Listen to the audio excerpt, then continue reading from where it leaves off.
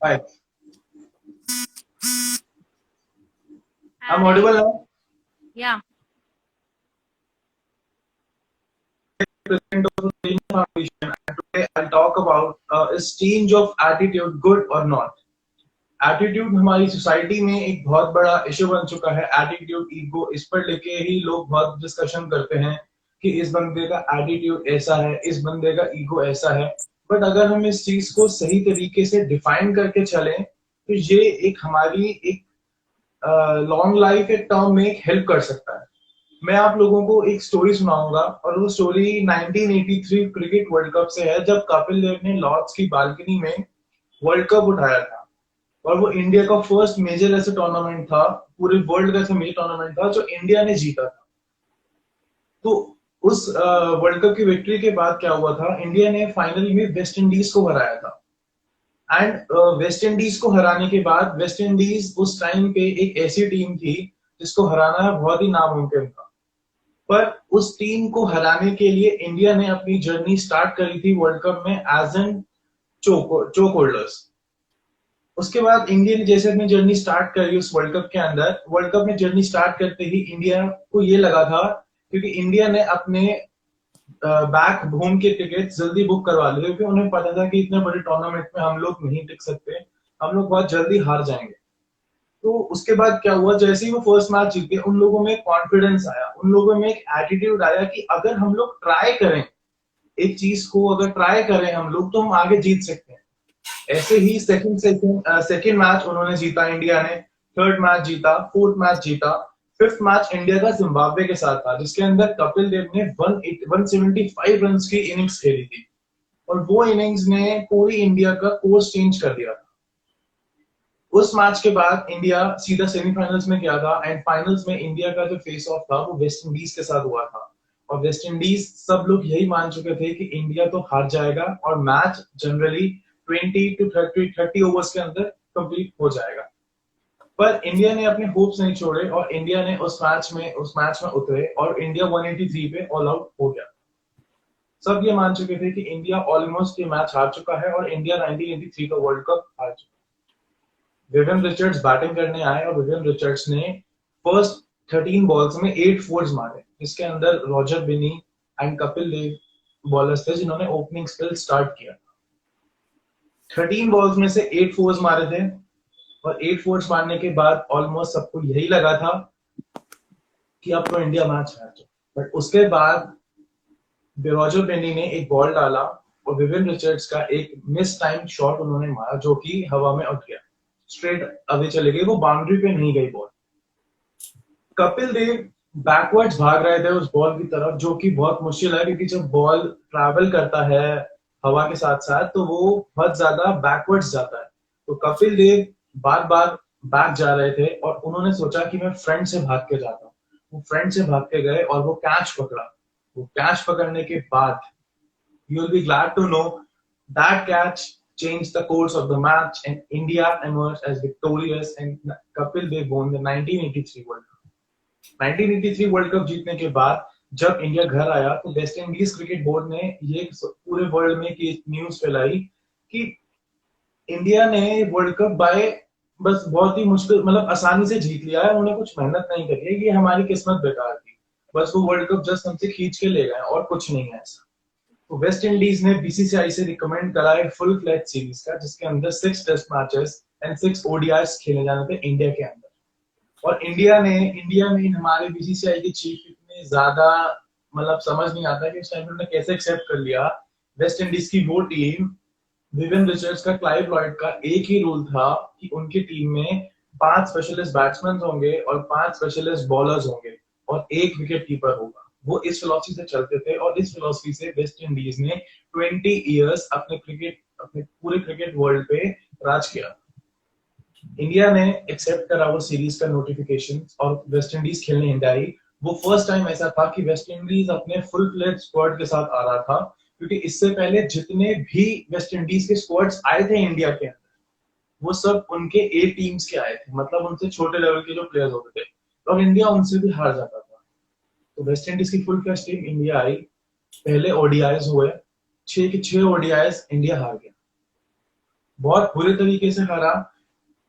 अब मानोगे नहीं, 150 रन से, 250 रन से, 300 रन से ऐसे इंडिया मैच हारा। फिर बारी आई टेस्ट मैचेस, और वेस्ट इंडीज धीरे धीरे ये साबित करे जा रहा था कि इंडिया ने वर्ल्ड कप बाय हुक ही जीता।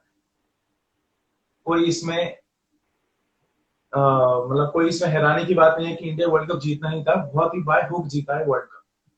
पर फर्स्ट टेस्ट मैच हुआ, इंडिया वो भी 3 दिन के अंदर मैच खत्म हो गया।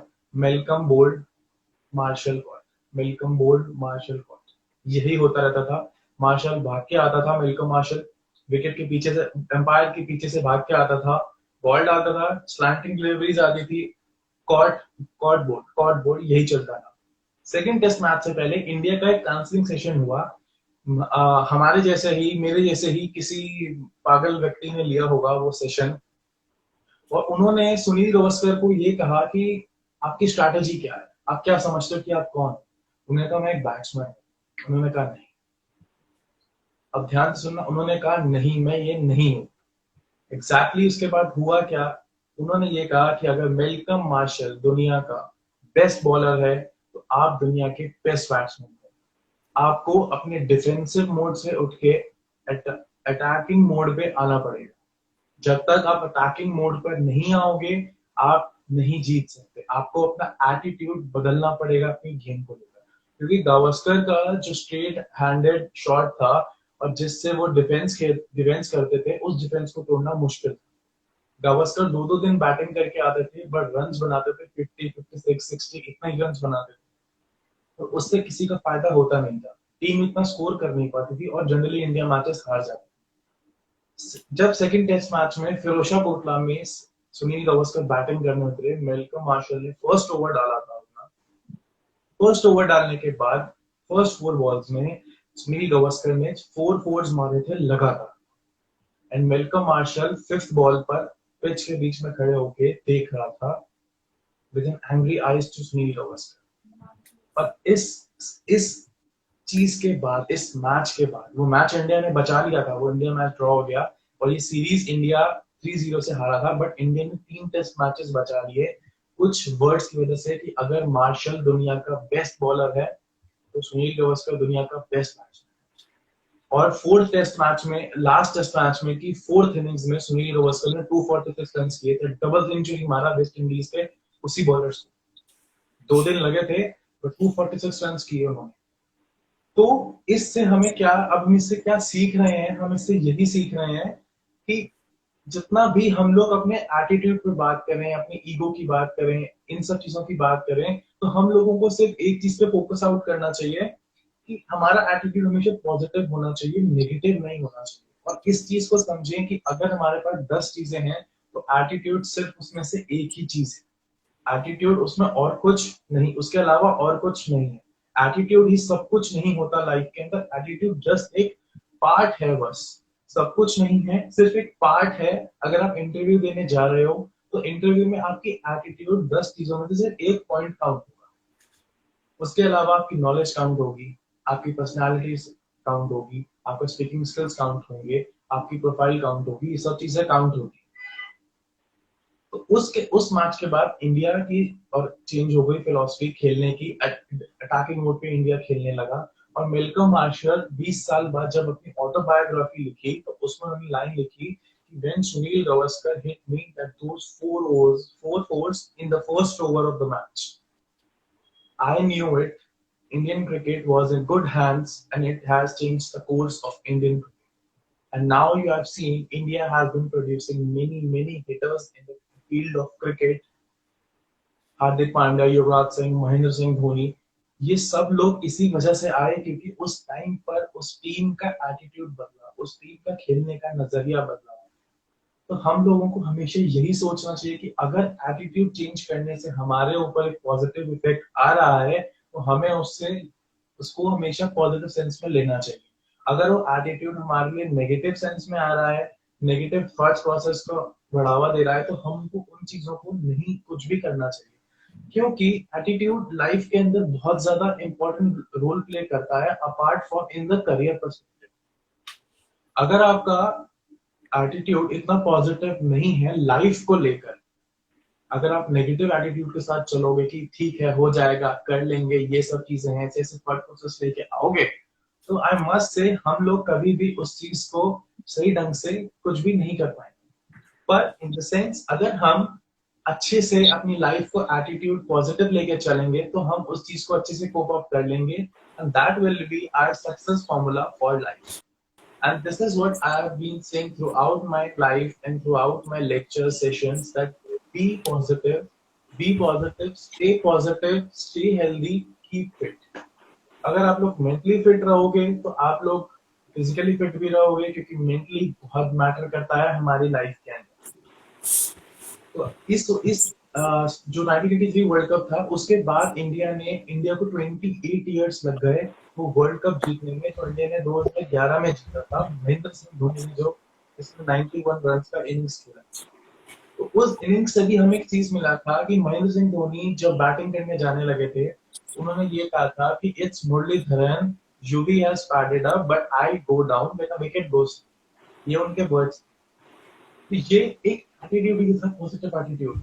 उन्हें इस चीज का एटीट्यूड नहीं था कि युवराज सिंह मैच जितवा देंगे जाके तो मेरे को कुछ नहीं मिलेगा, मेरा नेम नहीं होगा, मेरा फेम नहीं होगा। उन्हें सिर्फ ये था कि उस टाइम पे उस सिचुएशन पे मेरे जैसा एटीट्यूड ही जरूरी है, इसीलिए वो उस टाइम पर बैटिंग करने उतरे थे उस pitch. And rest is the history, and he has been playing so well after that. And if you go by Mahendra Singh Dhoni career, it has been a so humble career. You know, it's all attitude, everything he has talked about and he has played. He has been producing many match-winning innings. It has been a great career for him, and it has inspired me and many others in the world, because its character shows that how to stay humble every time. You know, MS Dhoni uh, has ever said that if you enter a building, till the first man you meet and till the last man you meet, you have to be safe with each other. सबसे पहले हम जब building में किसी भी hotel की building में जाते हैं तो हमें गार्ड्स मिलते हैं। तो जिस तरीके से हम उनसे बात कर रहे हैं या जिस तरीके से हम उसके होटल के मैनेजर से बात करेंगे, मैनेजर से बहुत अच्छे तरीके से बात करेंगे, hello sir, thank you for your service, उसी तरीके से हमें उस गार्ड से भी बात करनी, क्योंकि हर इंसान इक्वल है, कोई भी इंसान छोटा या बड़ा नहीं होता। जो भी लोग पैसे के ऊपर या फिर क्वालिफिकेशन के ऊपर किसी भी पर्सन को जज करते हैं, ऐसे लोगों से आपको दूर रहना चाहिए और ऐसे लोगों से मिलना भी नहीं चाहिए, क्योंकि कोई भी इंसान छोटा नहीं है। लाइफ में हर किसी की वैल्यू है। अगर आप समझो चेस की बात करो, चेस के अंदर जो प्यादे होते हैं, प्यादों की भी वैल्यू होती है। जब कोई वॉर पे जाते हैं तो जो ग्राउंड आर्मी होती है सबसे पहले वही तो फेस ऑफ करती है, बाद में जाके ही तो इतने बड़े बड़े आर्म्स एंड एम्युनिशंस आते हैं, फाइटर प्लेन्स आते हैं। तो हर किसी की लाइफ में वैल्यू है, इंपॉर्टेंस है। अब ये हमारे ऊपर डिपेंड करता है कि हम उस चीज को सोचते कैसे हैं और हम लोग उस चीज को कैसे करेंगे। So at the end, I'll say only that कि just stay positive, अपना attitude अच्छा रखो। इस स्टोरी से यही सीख मिलती है कि हमेशा attitude positive रखना चाहिए, और अगर कभी भी आप गलत जा रहे हो अपनी लाइफ के अंदर या किसी भी चीज के अंदर, आपको सही बंदे से गाइडेंस भी लेना चाहिए, या फिर हम जैसे लोगों से, हम जैसे पागलों से भी गाइडेंस लेना चाहिए, क्योंकि हम लोग कभी कभी कुछ अच्छी बातें ऐसी बता जाते हैं क्योंकि किसी की लाइफ उससे चेंज हो सकती है।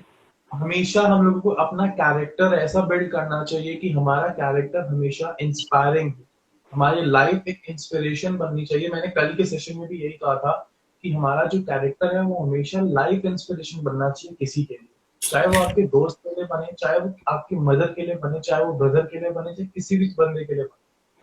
बट अगर आपके कैरेक्टर को देख के, आपकी लाइफ को देख के एक पर्सन भी इंस्पायर्ड हो गया, तो आप ये समझ लेना कि आपकी लाइफ बहुत सक्सेसफुल है। जो लोग समझते हैं कि फॉरेन ट्रिप्स करना, आईफोन लेना, एयरपोर्ट्स लगाना या फिर पैसा कमाना, ये सब चीजें सक्सेस की डेफिनेशन में आती हैं, तो ये हम बहुत गलत सोचते हैं। ये चीजें सक्सेस की डेफिनेशन में नहीं आती। सक्सेस तभी मीन करती है आपकी लाइफ के अंदर जब आप लोग हैप्पी हो अंदर से।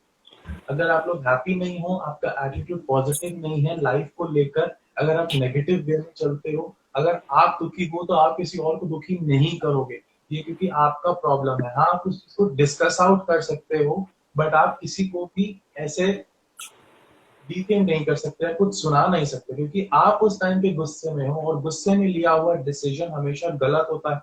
यही हमारे पेरेंट्स ने समझाया है, यही हमारे फ्रेंड समझाते हैं, यही हमारी स्पिरिचुअलिटी बुक समझाती है, या किसी भी धर्म की आप किताबें ले लो, वो यही समझाते हैं।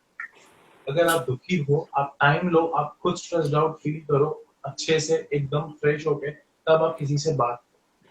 मुझे भी स्ट्रेस्ड होता है, कुछ होता है, तो मैं उस टाइम पे सबसे पहले अपने आप को कूल डाउन करता हूँ, क्योंकि अगर मैं गुस्से के पीरियड में कुछ भी ऐसा गलत डिसीजन ले लूंगा या किसी को कुछ कह दूंगा, तो मुझे पता है कि एट द एंड उसके कॉन्सिक्वेंसेस मुझे ही लेने। So at the end I'll say that कि stay happy, be positive, keep supporting, keep inspiring. And on 31st of May, I'll be joining with a new counseling directions. We have we have just not collaborated with that. Actually, they have invited me for the session, importance of bedtime stories. So they'll be discussing that topic with me. So guys, be present there and stay happy, stay motivated, keep supporting, keep inspiring. Thank you so much. Thank you so much, Anurag. It was wonderful. Thank you. Okay, thank you.